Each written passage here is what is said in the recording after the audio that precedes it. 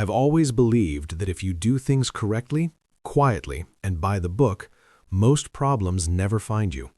That belief held for a long time. My workshop sits behind my house at the edge of the neighborhood, shielded from the street by mature trees and a tall fence I installed after the city approved my commercial use variance. It isn't flashy. Corrugated steel walls, reinforced doors, concrete slab poured thicker than code requires. Inside, everything has its place. Tools are clean, calibrated, and logged.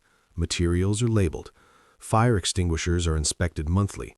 Permits are framed and mounted at eye level just inside the main bay. I work alone. Precision machining, fabrication, restoration. Jobs where mistakes cost money and impatience costs fingers. I keep regular hours.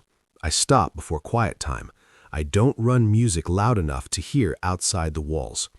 I've lived here 8 years. Until her, no one complained. The first time the HOA president showed up, I was resurfacing a brake rotor. The lathe was humming, steady and controlled. I felt the change before I heard her voice, someone stepping into a space without asking.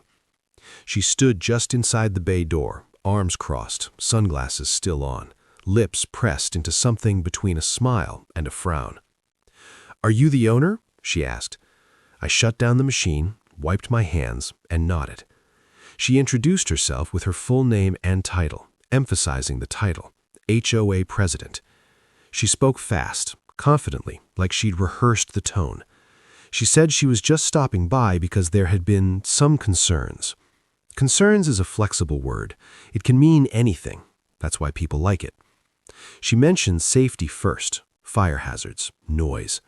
Then she mentioned community harmony. Then she asked how long I'd been operating this kind of setup. I didn't argue. I walked her to the permits, showed her the dates, the approvals, the zoning exceptions signed by the city. I explained the equipment, answered every question evenly. She nodded along, but I could tell none of it mattered. "Well," she said, sliding her sunglasses up onto her head, "we'll just need to keep an eye on things." That was the beginning. After that, she appeared more often, always during work hours, always unannounced. Sometimes she'd stand at the fence and watch. Other times she'd walk right up to the bay door like she belonged there. She'd use the same words over and over. Just checking, just following up, just doing my job. She'd ask questions I'd already answered by email. She'd request paperwork I'd already provided. She'd leave notes taped crookedly to my door warning about potential violations that didn't exist. Every interaction was polite on the surface, but loaded underneath. She never accused outright, she implied. She never threatened directly, she suggested outcomes. Fines add up quickly. Boards have discretion. Complaints can escalate. I responded in writing, every time. Calm, factual, attached documentation, CC'd the HOA email address instead of just her. I started logging everything. Dates, times, what she said, where she stood, whether she'd crossed the threshold. I installed additional cameras, not hidden, but visible, clear signage stating the property was monitored. That irritated her. "You don't need those," she said one afternoon, gesturing at the camera mounted above the bay door. "I'm required by my insurer," I replied. She didn't like that answer. The first truly concerning moment came 3 months in. I came back from lunch and found her standing inside my workshop with 2 other board members. No call, no email, no notice. They were near my tool cabinets, whispering. I told them to leave. She said they were conducting a safety walkthrough under HOA authority. I told her HOA authority ended at my fence line. She stepped closer, lowering her voice. "You don't want to make this difficult." That was the moment I understood she believed something that wasn't true, that her title meant more than it did. As they left, she stopped at the door and looked back at my equipment. "This will be addressed," she said. The air in the shop felt heavier after that, like pressure building inside steel seal. The Maybach appeared on a Friday morning. I wasn't there.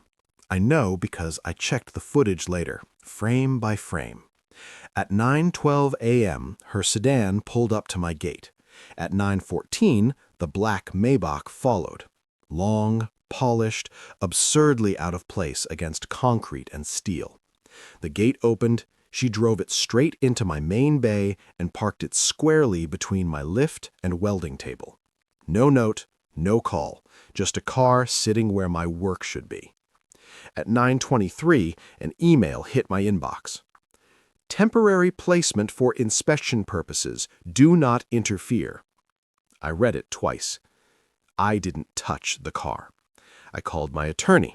Then I called the city's non-emergency line and reported an unauthorized vehicle trespassing on licensed commercial property. I sent copies of my permits. I sent video stills. I emailed the HOA board, formally notifying them that the vehicle had been unlawfully placed and needed immediate removal. Her response came quickly and confidently. You are obstructing an HOA process. By the time she showed up again, I had already spoken with an attorney and a city inspector. She brought the inspector herself, framing it as an official compliance visit. The inspector was professional. He asked questions, he reviewed paperwork, he noticed her interruptions. He noticed the posted permits. He left after 20 minutes. She didn't. That night, she emailed again. If anything happens to my vehicle, you will be personally liable. I documented everything. I filed an abandoned vehicle notice. I posted it visibly. I notified her in writing. I notified the HOA. I notified my insurer. Then I secured my property. I finished my work, cleaned my tools, shut down the machines.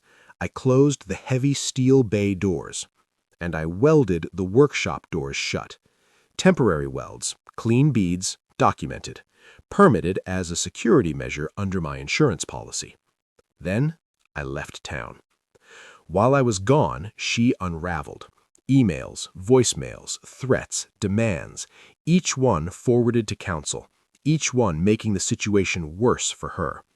By the time I returned, the issue had moved beyond personal conflict. It was procedural now, and there was no way back. If you enjoy the video, please subscribe. The HOA meeting was standing room only.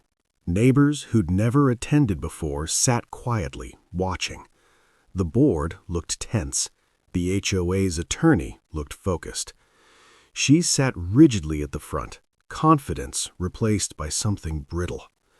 When it was my turn, I didn't argue.